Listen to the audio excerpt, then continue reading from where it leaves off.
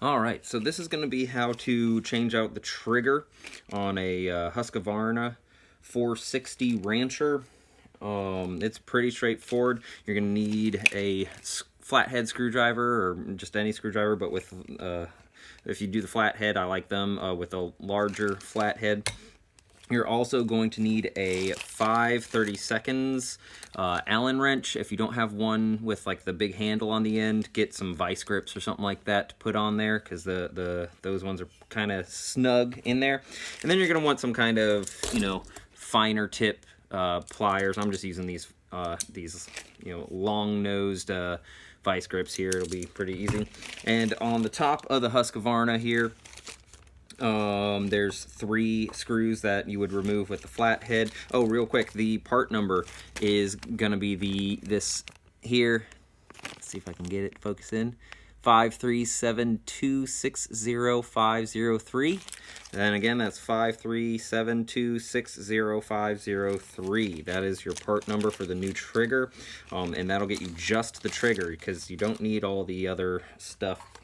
So you remove those screws. I already did it, so I'm just going to pretend you take those out.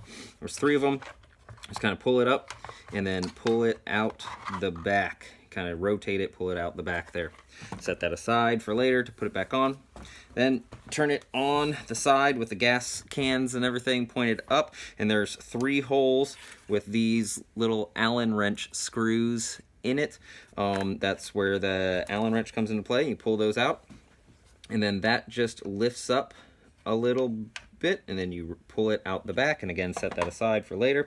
And you'll see you have the operator pressure switch right here, and then down in here, it might be a little difficult to see, but there's the broken piece of the trigger, and it's on a tiny little piece, and you just pull it out just like that. No big deal. Now on the old trigger, there is this spring here, and this is where we use the long nose pliers. And what I'm gonna do is just real kind of gently here, I'm gonna remove that, pulling it out. Be very careful to not, damage that if you can.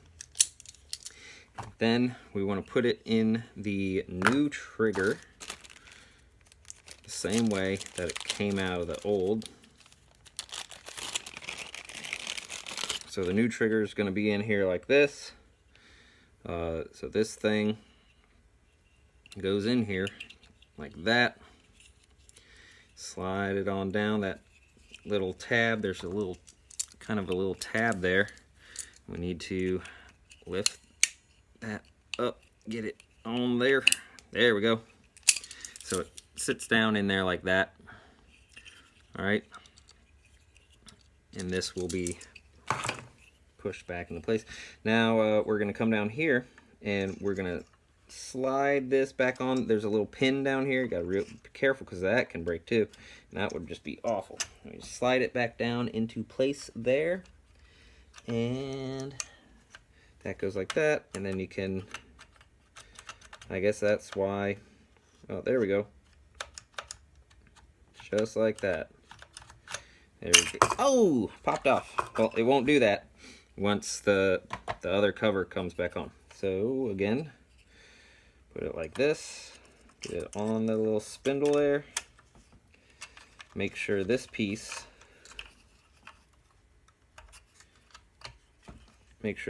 goes inside the operator presence. So if you try to pull that, it won't go. This gets pushed down, and then you can push the trigger like that. Okay, and we just want to keep that in place like that.